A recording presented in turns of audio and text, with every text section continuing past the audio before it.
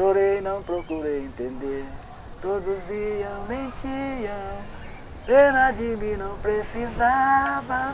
Ali onde eu chorei, qualquer um chorava. Dar a volta por cima que eu dei, quero ver quem dava.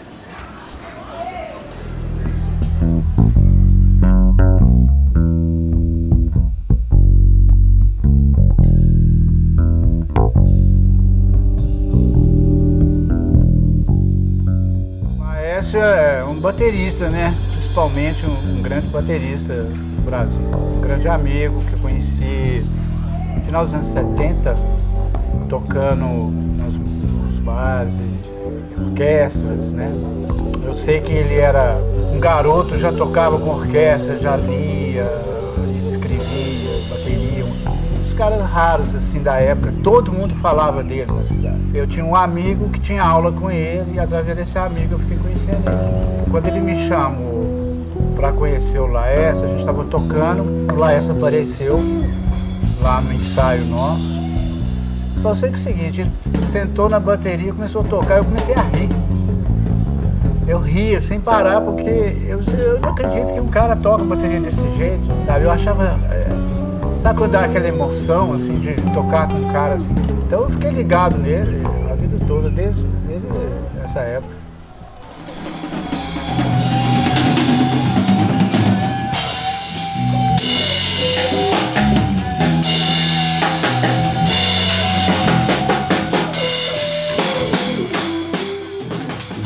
Realmente no que fala da música, né, uma lenda viva, que a gente está tendo prazer de estar recebendo aqui no Gunga. Um músico dedicado, né, um músico que busca mesmo entrar nos projetos. Nem sempre o talento que fala se o músico é bom ou não, às vezes a dedicação. Eu acho que é o músico dedicado, é o melhor músico para trabalhar.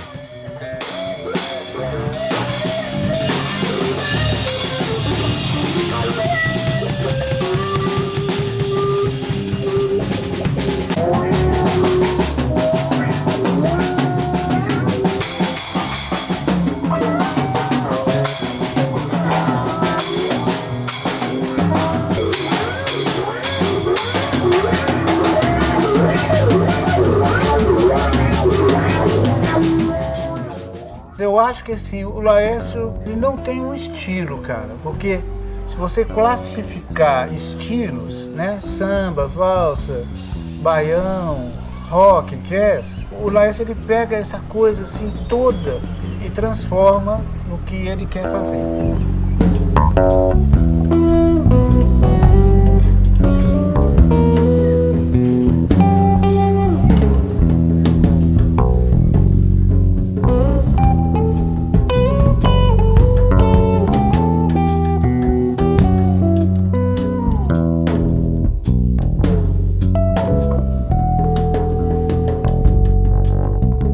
primeira é sempre vida, a segunda é dilúvio de rosas, a terceira é senha do futuro e a última é o amanhã de ontem. O som também tem muito a ver com isso, com essas palavras. A gente toca mais ou menos um mantra, então a gente concentra numa harmonia como tônica. Esse vai e vem, às vezes com um outro acidente, né? Primeira, segunda, terceira ou quinta, mas a tônica está lá. A gente vai em cima disso aí e desenvolve uma evolução no momento.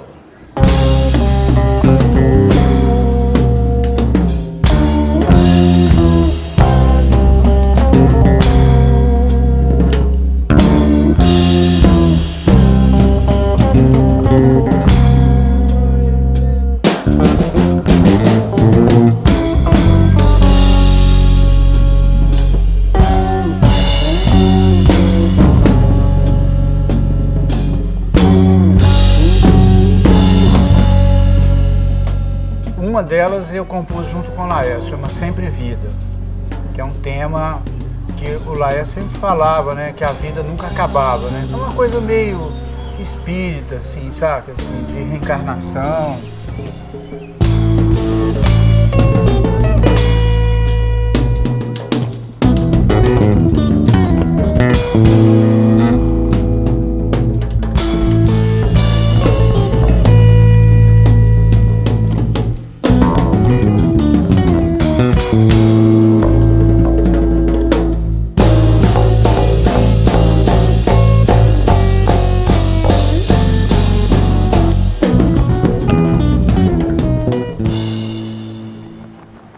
jazz é muita maneira de tocar, né? Então a gente pode estar tocando um samba, qualquer estilo, e ele vira jazz, né?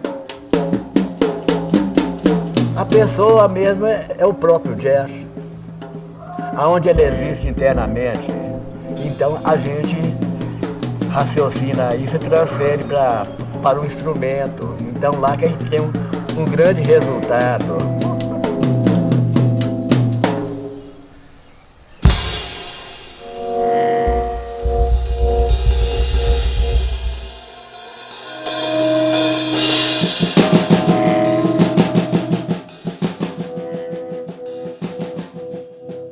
E o jazz tá evoluindo para uma coisa mais clássica, assim, sabe?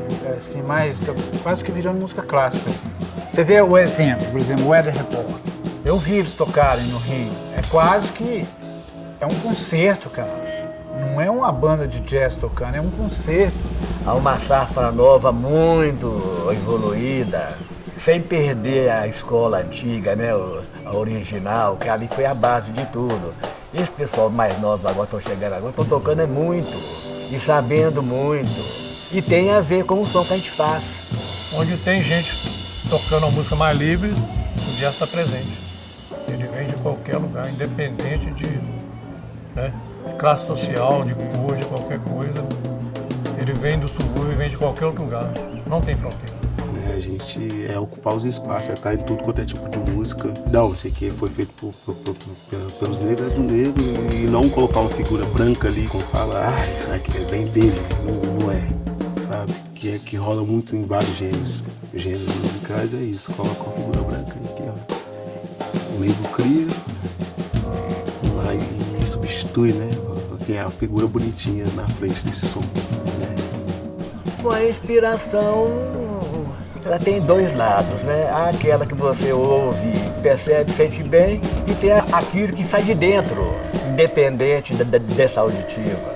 Aí você começa a ver que tem dentro também a sua história. E o jazz tem muito a ver com isso por causa disso. É quando você começa a libertar, o som fica liberto, não tem a preocupação de ficar, quer dizer, pensando muito, não. É fazer realmente, é tocar realmente.